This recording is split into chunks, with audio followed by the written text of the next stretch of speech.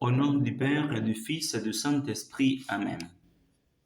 Aujourd'hui, premier jour de l'année, nous célébrons Marie, Mère de Dieu. Comme hier, aujourd'hui aussi, nous remercions Dieu pour toutes les bonnes choses que nous avons reçues au cours de l'année écoulée.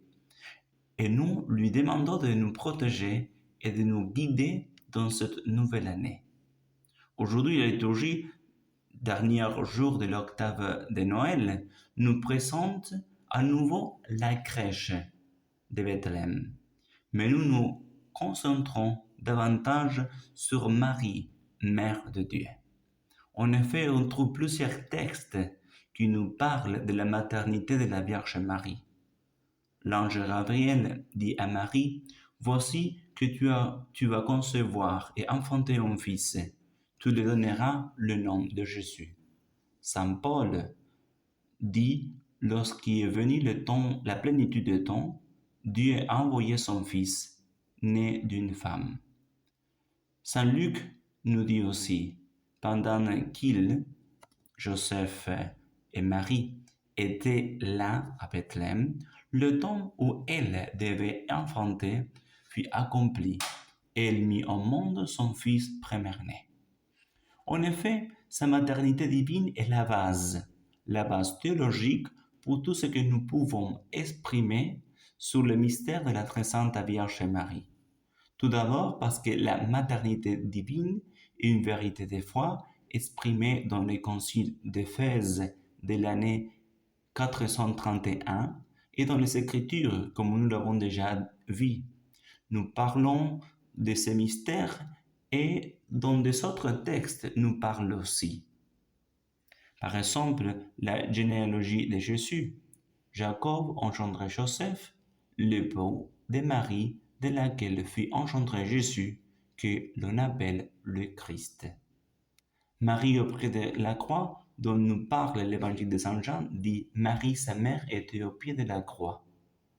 Saint Luc, dans les Actes des Apôtres, dit que les disciples persévéraient dans la prière. Tous, d'un même cœur, étaient assidus à la prière avec des femmes, avec Marie, la mère de Jésus.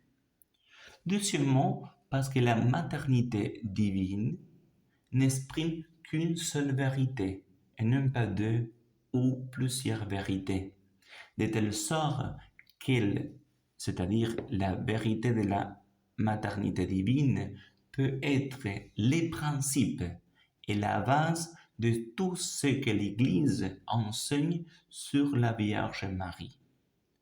Toutes les vérités que l'Église enseigne sur la Vierge Marie depuis sa conception jusqu'à sa glorieuse ascension au ciel, sa prédestination, l'Immaculée Conception, la plénitude de grâce, Marie comme mère de l'Église et notre mère, etc., avec tous les attributs et privilèges particuliers à Marie, tous, sans exception, lui ont été accordés en raison de sa maternité divine, c'est-à-dire parce qu'elle devait être la mère du Verbe incarné. Mais on voudrait finir avec une application pratique pour notre vie spirituelle. Nous pourrons dire beaucoup de choses. Aujourd'hui, par exemple, l'Évangile la propose comme l'exemple des prières. Marie, retenez ces événements et les méditez dans son cœur. Mais plus qu'aujourd'hui est le début d'une année, d'une nouvelle année, à l'exemple de Jésus qui s'est placé sous les bras de Marie, plaçons sous ses bras tout ce que nous savons, tout ce que nous ferons et tout ce que nous sommes sous les bras de notre Mère, la très sainte Vierge Marie. Le Fils de Dieu lui-même nous a donné l'exemple de nous mettre sous les bras de sa mère. Mettons tout notre être sous les bras de sa mère, qui est aussi la nôtre. Au nom du Père et du Fils et du Saint-Esprit. Amen.